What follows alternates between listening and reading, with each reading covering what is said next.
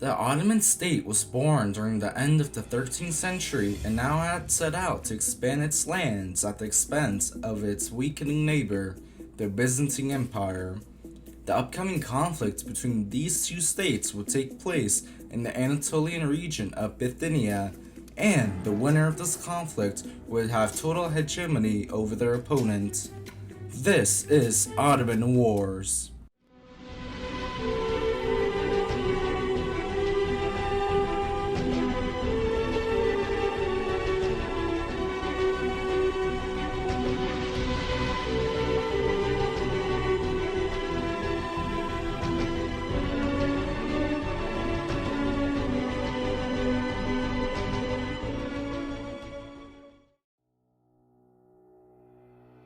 The region of Bithynia for centuries was a rich agriculture and urban trading center for many states in history, serving as an economic center for such states as the ancient kingdom of Bithynia, Alexander's Empire, the Roman Empire, and finally the Byzantine Empire.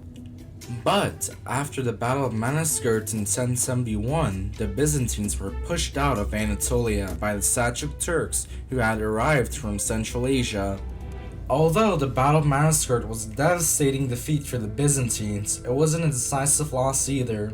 By 1170, the empire restored most of its holdings on the peninsula during the Comnenian Restoration, which saw the Turks being pushed back into central Anatolia.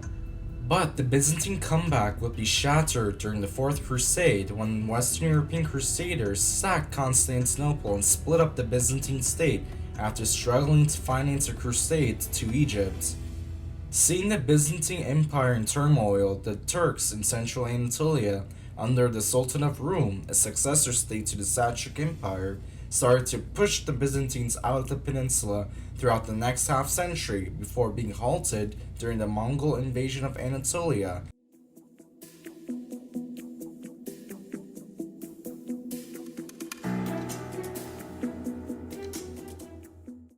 The rest of the century would see the Sultan of Rum submitting to Mongol vassalage while the Byzantines were busy recapturing their former capital Constantinople from the Crusader Latin states. Meanwhile, Mongol influence in Anatolia had caused the Sultan of Rum to fracture while the Byzantine Empire watched on from their stronghold region from Bithynia. Many minor Turkish clans fled to western Anatolia during this time period in order to flee from Mongol oppression imposed by the Sultan of Rum to find glory in new lands. It was during these chaotic times that the Ottoman state was formed. The predecessor to the Ottoman state was the Kayı tribe, whose leader was Ertuğrul Gazi. This tribe was originally from Central Asia, but due to the bloody Mongol conquests of the 1200s, the Kayıs migrated through Iran and Syria before finally settling in Anatolia. By the time of Ertuğrul Gazi, the Kayı tribe were a part of the greater Sultanate of Rum, whose capital was located at Konya. The Sultanate was made out of dozens of small clans, beyliks, and other tributary clans who were all the subjects of the Sultan in Konya. Due to the Kayı tribe being located on the frontiers of the Sultanate, Ertuğrul Gazi would often clash with the Byzantines in small skirmishes in Bithynia. For his many successful skirmishes into Byzantine lands, the Sultan of Rum would give Ertuğrul Gazi and his people the small cities of Sirt and Domaniç as a token for his service to the state.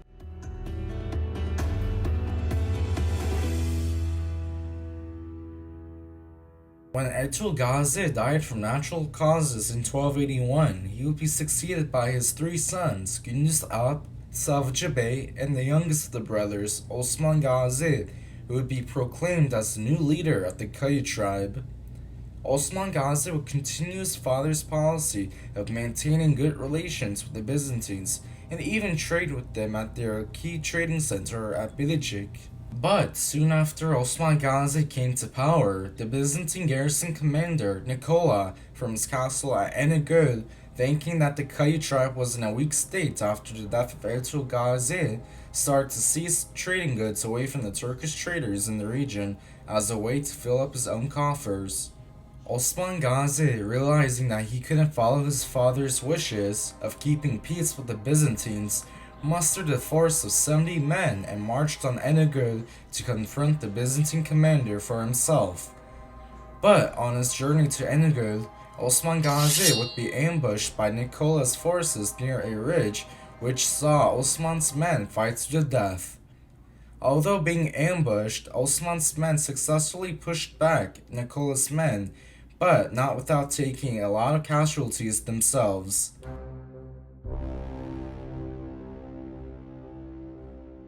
Even though Osman Gazi's first battle resulted in a victory, it had come at a great cost, so he decided to retreat back to Duducu for the winter to muster more men for his war against Nicolle. During the following spring, Osman Gazi had prepared a new strategy to defeat Nicolle. He planned on first taking the key castle of Kulicisar before marching on Inalcik to confront Nicolle. Not wanting to attract the attention of Nicolle like last time, Osman Gazi took only a handful of his best men with him to march on Kulicisar. Osman Gazi and his men stormed the castle in the middle of the night, slaughtering all of its defenders. By morning, his men would burn down the castle and demolish its walls. This time, Osman Gazi had achieved total victory.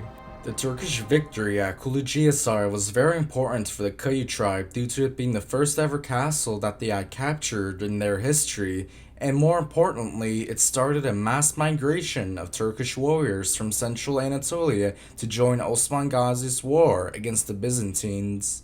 These warriors that flocked to Osman would be called Ottomans, or the followers of Osman.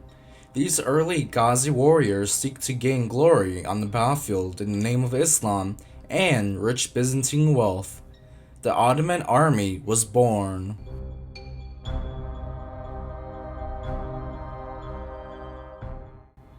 In 1286, the panicked Nicolle, knowing the tides of war were starting to go against him, decided to call for the help of the Greek commander of Kulicisar for assistance against Osman Gazi, although this Greek commander's holdings were part of the Sultan of Rome and not the Byzantine Empire. Nicolle's risky plan was built on the idea that two subjects of the Sultan of Rome would declare war on each other.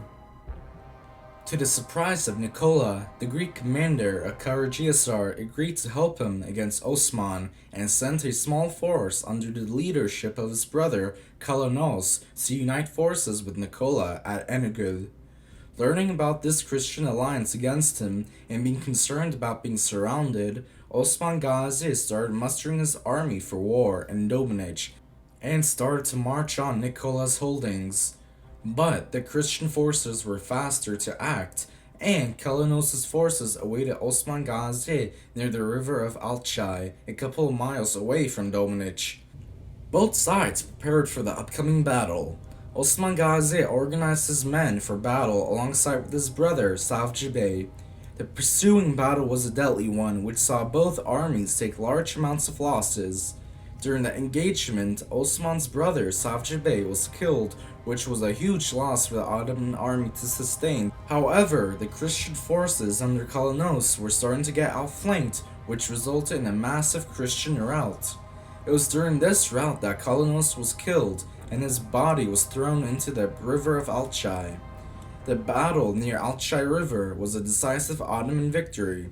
During the aftermath of the battle, Osman Gazi would bury his brother, who he loved dearly, underneath a pine tree where he was killed. During the following summer, Osman Gazi and his army marched down to the heavily defended fort of Kulicisar and started their siege of the castle. The Christian castle was heavily defended and was located on top of a ridge, being surrounded on three sides by cliffs. Osman Gazi only had one option, and that was to order a full-on assault on the single attackable set of walls of the castle. The Ottoman attack came, and Osman Gazi's army managed to breach through the walls of the castle. The Christian defenders retreated back into the city, which resulted in many days of house-to-house combat between the defenders and the attackers. It was only when the Greek commander of the city was found and captured that the city finally surrendered. Osman Gazi's capture of Karacahisar further increased the snowball effect of the rise of the Ottomans. During the aftermath of the battle, Osman Gazi awarded his Gazi warriors with wealth from the city and permission to settle there with their Muslim families.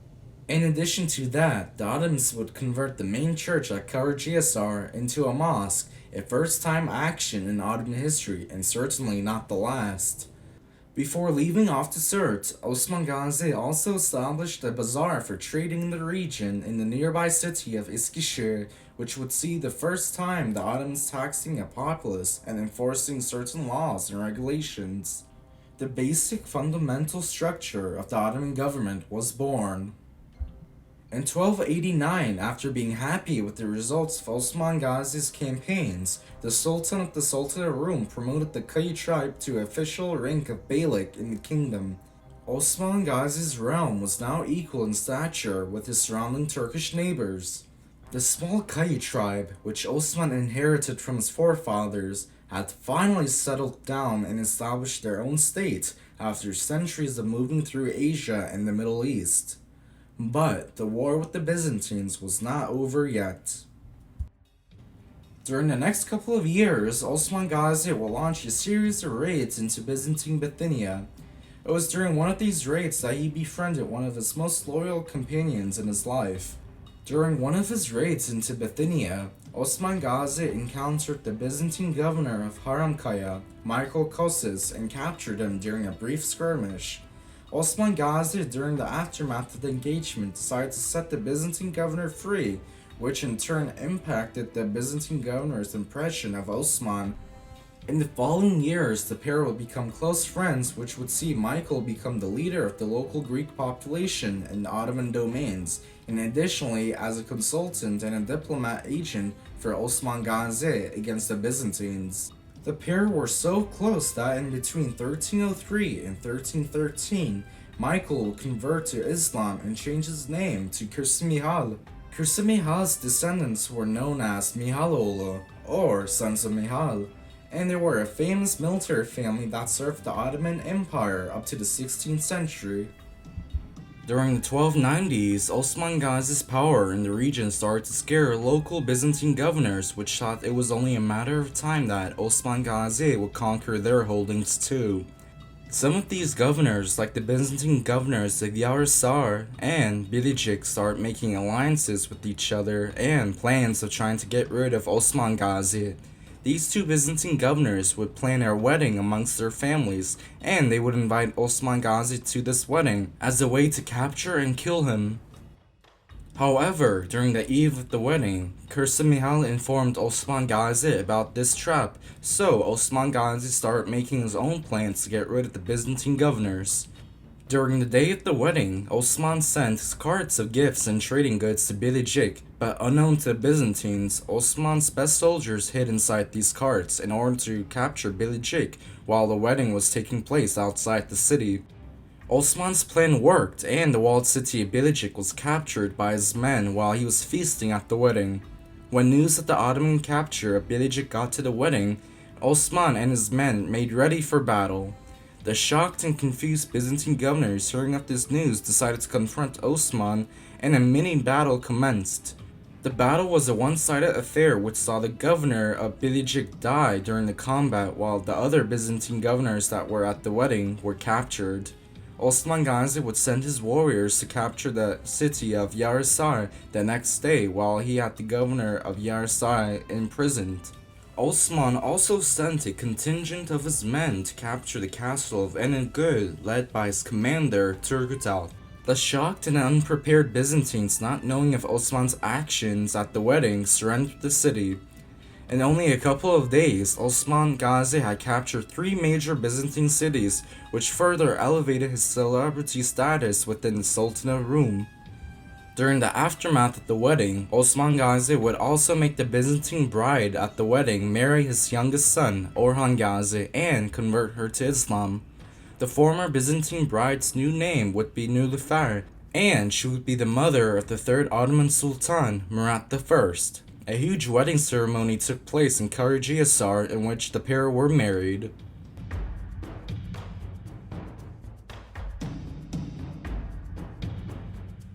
By 1298, the Sultan of Rum was on the verge of disintegrating.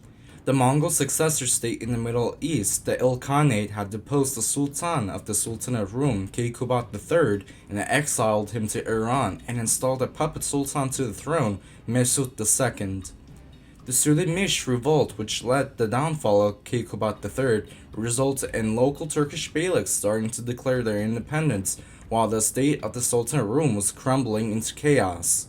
The central government at Konya had little power over their Anatolian beyliks at this point in history. The capital of Konya was even abandoned by the Sultan of Rum, who established a second capital as Sivas. Many former Sultan of Rum soldiers and commanders deserted and flocked to various Turkish beyliks. Many chose to provide their services to Osman's beylik due to it being the furthermost Turkish beylik away from the Mongol threat, and it being the most respected beyliks in Anatolia. Finally, in 1299, during a Friday prayer, Osman Gazi would declare his independence from the Sultan of Rum.